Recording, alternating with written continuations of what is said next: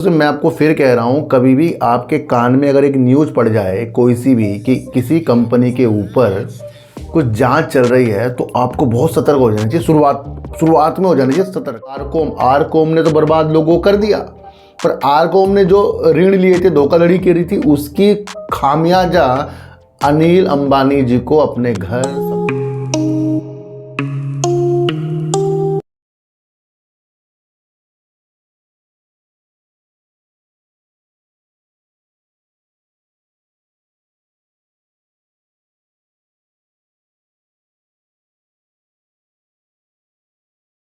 नमस्कार, मैं स्वागत करता हूं आपका अपने ही चैनल पर जिसका नाम है सार्थक बाजार से। आज हम बात करेंगे अनिल अंबानी जी की और उनसे जुड़ती हुई दो कंपनी आर इंफ्रा और आर पावर। और दोनों कंपनियों की अगर हम काम धंधे देखें और सेल देखें, बहुत बेस्ट है, बहुत अच्छा है। पर उसके बावजूद भी कंपनी के शेयरों के अंदर बहुत ज़्यादा गिरावट है। वो सारे मसले आपके साथ हैं और ये हम आपको बेखूबी पहले ही बता कर गए थे कि इनके ईडी सीबीआई वाले मसले चल रहे हैं। दोस्तों, मैं आपको फिर कह रहा हूँ, कभी भी आपके कान में अगर एक न्यूज़ पड़ जाए कोई सी भी कि किसी कंपनी के ऊपर कुछ जांच चल रही है, तो आपको बहुत सतर्क हो जाना चाहिए। शुरुआत में हो जाना चाहिए सतर्क।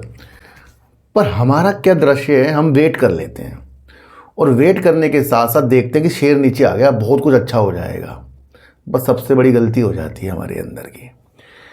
देखो सर, अगर मैं आपको बताऊं आर पावर के बारे में, पावर सेक्टर में अच्छा वर्क कर रही है, पर इसके मालिकों में जो गाज गिर रही है, फिर उसका क्या होगा? तो काम तो फिर इसका कुछ वैल्यू नहीं है जब मालिकों के ऊपर चीज़ें हो रही हैं। और आज मैं आपको वो न्यूज़ बताऊंगा जो आपको कल भी पता थी, पर आज उसकी दृष्टि हम बताएंगे, दिखाएंगे आपको। क्योंकि ईडी ने 3700 करोड़ रुपए के इनके मुंबई स्थित मकान को, घर को जब्त कर लिया है, कुर्क कर लिया है। ये अपने आप में बहुत बड़ी निगेटिव न्यूज़ है। किसी का घर को जब्त होना और चीज़ें इनकी जब्त होती जा रही हैं, पर 3700 करोड़ रुपए का घर जब्त होना, ये अपने आप में एक निगेटिव न्यूज़ है। और आज ही इनको ईडी के समक्ष पेश भी होना था, उसके ऊपर भी आज हम बात करेंगे। आर पावर को अगर हम लें, सेल देख लेना सर, अच्छी कर रहा है, प्रॉफिट भी कर रहा है और 76 रुपये से शेयर आज 25 रुपये आ गया है। करीब करीब 51 रुपये नीचे शेयर मिल रहा है। अब 51 रुपये किसका पैसा गया है भैया? 51 रुपये जो मतलब लॉस ले रहे हैं वो पब्लिक ले रही है। अब इसी तरीके से आर इंफ्रा अगर आप देखें, 425 के हाई थे और आज शेयर 93-94 में है, यानी कि करीब करीब 330-31 रुपये कम हो गया है शेयर। और ये वो शेयर है आर इंफ्रा जिसके अंदर से विजय केडिया साहब ने लॉस बुक कर लिया था पहले ही। और ये जो शेयर नीचे आए हैं, किस कारण से? काम की वजह से नहीं, बल्कि ईडी की न्यूज की वजह से। क्योंकि अब ये चीजें लग रही कि जब संपत्तियां जब्त हो रही हैं, मकान अब जब्त हो रहा है, तो आगे फ्यूचर क्या है? अच्छा, ये मामले जो हैं अभी ताजा भी नहीं है, मामले भी कई साल पुराने हैं। और इनकी एक कंपनी आरकॉम ने तो बर्बाद लोगों को कर दिया, पर आरकॉम ने जो ऋण लिए थे, धोखाधड़ी की रही थी, उसकी खामियाजा अनिल अंबानी जी को अपने घर, संपत्तियां और आर इंफ्रा, आर पावर की गिरावट से देखने को मिल रहा है। पर है उनकी ग्रुप की कंपनी, पर अनिल अंबानी जी कह रहे भैया मैं तो था नहीं इनके भी बीच में। ये चीज़ें जब ये चीज़ें हो रही हैं तो उन्होंने अपने आप को अलग किया। फिर भी अनिल अंबानी जी का घर जब्त हुआ है। देखो सर, पब्लिक समझदार होना पड़ेगा। वो कोई फ़ायदा नहीं उसका कि तेज़ी में शेयर को पकड़ना और फिर बाद में उसमें रोना। आर पावर नज़रों में कब आया? जब इस शेयर ने 30 के ऊपर के छलांग लगाए और ये फिर भागा ही जा रहा।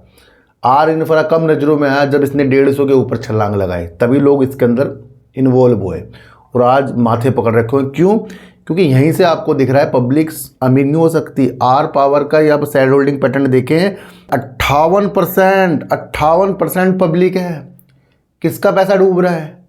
अच्छा, जिन्होंने इस शेयर को नीचे लिया होगा, फिर उन्होंने उसे और कल्पना देखी ऊपर जाने के लिए, और जा भी रहा था, पर बीच में न्यूज़ आपके सामने आई थी। और अगर हम आर इंफ्रा का देखें तो 74% पब्लिक है इसके अंदर, और बाकी आप कम सब चीज़ें देख लें तो सबसे ज़्यादा कौन फंस रहा है?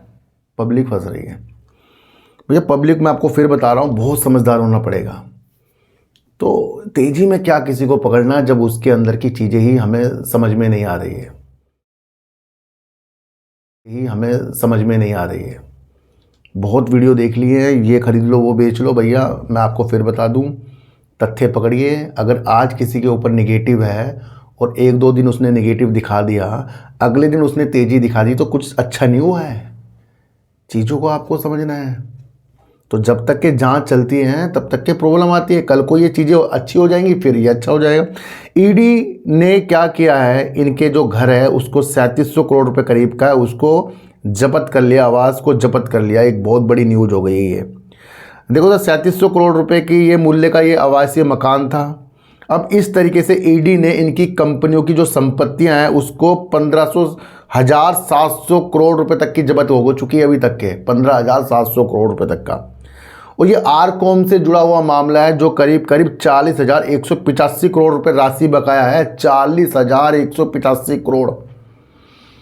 और आर इंफ्रा और आर पावर के टॉप से अगर देख लें तो इनका तो मार्केट कैप भी बहुत साफ हो गया है। तो अभी भी 40,185 करोड़ के धोखाधड़ी के मामले चल रहे हैं। ये आप समझ कर चल सकते हैं। एक चीज़ में और देखें कि इनको आज समक्ष पेश होना था ईडी के। बैंक धोखाधड़ी से जुड़े मनी लॉन्ड्रिंग मामले में आरकॉम के अनिल अंबानी ईडी के समक्ष पेश हो गए हैं आज, क्योंकि 26 जनवरी को इनको पेश होना था। और अब जो भी इनसे पूछताछ है, अब इसका जो आउटकम है बाद में निकल कर आएगा। और ये आपको पता है 40,000 करोड़ रुपये अधिक का मामला है बैंक धोखाधड़ी का। तो यहाँ से भैया मैं आपको फिर कह रहा हूँ, देखो सर, शेयर बाजार इतना आसान बिल्कुल भी नहीं है। क्योंकि आपको लगता है कि शेयर को खरीद लिया बहुत पैसा बन गया। शेयर को अच्छे खरीद कर रुकने में पैसा बनता है। शेयर के अंदर कंपनी अच्छा वर्क कर रही है तो उसके मालिक क्या कर रहे हैं वो भी आपको देखना पड़ेगा। तो मैं क्या कह रहा हूँ, किसी के भी कहने में आपको बिल्कुल भी खरीद बेच नहीं करनी है। देखो सर, जितनी भी चीज़ें अगर आप प्रैक्टिकल समझते गए उतना ज़्यादा आपका भला है। और अगर आप ये समझ रहे हो कि मुझे आज खरीदने से बहुत अच्छा बेनिफिट मिल जाएगा, तो बहुत बेकार है। अभी एक शेयर था और वही शेयर मैंने अपने भाई को दिलवाया। अब मेरा भाई तो देखता ही नहीं, मैं तो रोज़ देख रहा था। बता रहा हूँ बात आपको, मैं उसके अंदर से कुछ थोड़ा बहुत प्रॉफिट लेकर निकल गया। मेरा भाई अभी तक नहीं निकला। अच्छी कंपनी में उसे बहुत बढ़िया प्रॉफिट आ रहा है। और मैं रोज भी देख रहा था, सिर भी दर्द कर रहा था अपने, वो देखता ही नहीं है। तो कौन जीत गया यहाँ? जिसने हल्के से काम किया है, जिसने सिंपल से काम किया है, वो जीतता है बाजार में। और जो टेंशन लेगा, बार बार देखेगा, बार बार स्थितियों को अलग ढंग से देखेगा, जिसके कहने पे शेयर खरीदेगा, ये खरीद लिया वो खरीद लिया, चीज़ें पता नहीं हमें, वो पछताएगा। तो यहाँ जो चीज़ है ना, उसमें बहुत हल्के से वर्क होता है। काम समझो, दूर की नीतियाँ समझो, शेयर लो, बैठ जाओ, डिविडेंड लो, वो शेयर पकड़िए, अच्छी नीतियों के साथ देखिए। जो भी किसी कंपनी के अगर पेनी स्टॉक के भी शेयर हैं तो उसको देखते जाए, उसकी ऐसी साइकोलॉजी बनाए कि आपको चीज़ें समझ में आ रही है। तो आसानी से भी पैसा लोग कमा रहे हैं, जैसे मेरे भाई ने कमा लिया। और हम टेंशन लेते, हम कमाते नहीं हैं। समझा रहा हूँ मैं आपको एक तरीके से। तो ये आर पावर की, आर इंफ्रा की कहानी कब सही होगी? क्योंकि अनिल अंबानी जी कह रहे हैं हम तो पाक साफ है, हम विदेश नहीं जा रहे जी इंडिया छोड़कर। वो तो अपनी तरफ से कह रहे हैं सब कुछ। ईडी एक लास्ट इसके अंदर सुप्रीम कोर्ट को एक जांच करके देगा, क्योंकि इसके अंदर अब एक गठन भी हो गया ना, समिति गठन, SIT गठन भी हुई है। तो एक जांच तो बनेगी ना। और अगर वो जांच निगेटिव आ गई तो फिर पूरा प्रलाप बर्बाद हो गया जी, ये आप समझ लेना। क्योंकि एक किसी के ऊपर मतलब कोई केस चल रहा है, उस वजह से उसके शेयर गिर गए। एंड में उसका निष्कर्ष क्या है? क्या वो जो केस थे उसके अंदर जो भी चीज़ उन्होंने की उससे वो पाक साफ हो गए तो बुलंदियों तक जाएगा। पाक साफ नहीं हुए तो क्या होगा? निगेटिव हो जाएगा।